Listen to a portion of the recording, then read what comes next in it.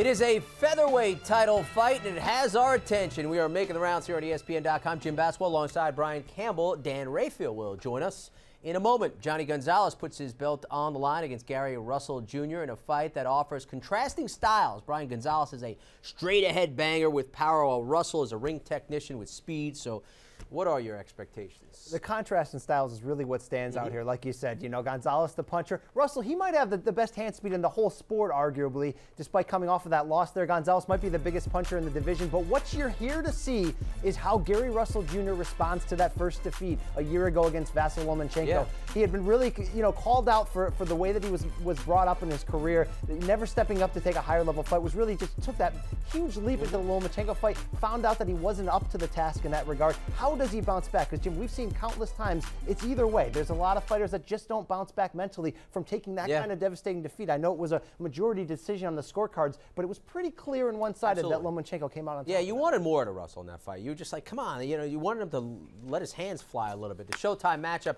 takes place this Saturday in Las Vegas. ESPN boxing insider Dan Rafael. Gonzalez regained his 126-pound title when he knocked out Abner Mares in the first round in August of 2013. He makes his third defense against Russell. What do you need to see from the champ? Well, Jim, what I need to see is I want to see Jhonny Gonzalez that, frankly, looks a lot better than he's looked in his last two fights, the first two defenses. Now, he had, like you said, the knockout against Abner Mares. That was considered a very big upset in 2013 when he stopped him in the first round. But then in his next defense, or rather his first defense, he took a 10-round technical decision against a totally unknown fighter named Clive Atwell, and he just did not look sharp in that fight at all. It was a terrible performance, frankly. He definitely won it, but it was not anything to be excited about, particularly the low level of opposition he was fighting. Then his second defense, he knocked out Jorge Arce in the 11th round. Now, Arce, of course, has been a top action fighter, a fan favorite for a long time, but he was a much smaller guy, had come out of retirement, was very faded at that point, and it took him 11 rounds to get him out of there.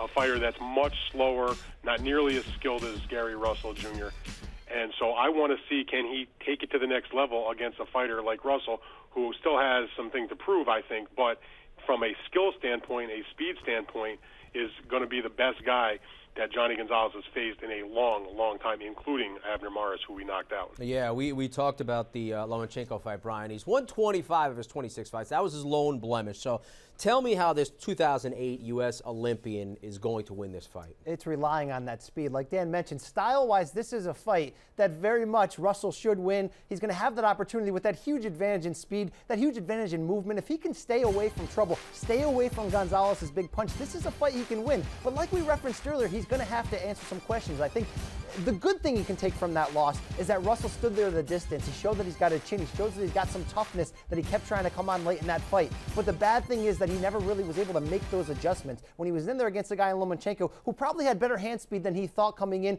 clearly had top-notch technique, top-notch toughness. There was no plan B coming out of Russell in that fight.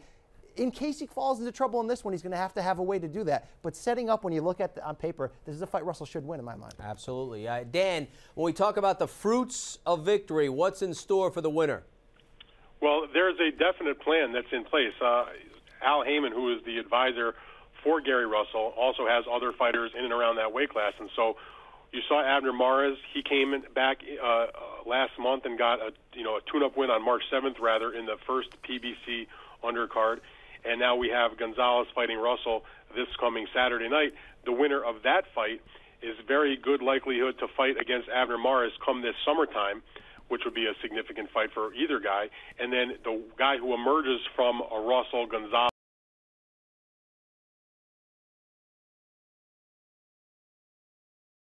who has one of the belts at 122 pounds, who at that point would probably come up in weight. So we'll have that would be, I guess, the end game of the group of guys that are in these various fights, is the winner of Saturday's fight against Mares and the winner of that fight against, eventually, Leo Santa Cruz. All good matchups, by the way. It's all about the PBC. You down with PBC, right? Yeah, you know me. Come on. That's a look ahead at Jhonny Gonzalez and Gary Russell Jr., the featherweight title this Saturday in Las Vegas. We are making the rounds right here on the boxing page of ESPN.com. For Dan Rafael and Brian Campbell, I'm Jim Basquil.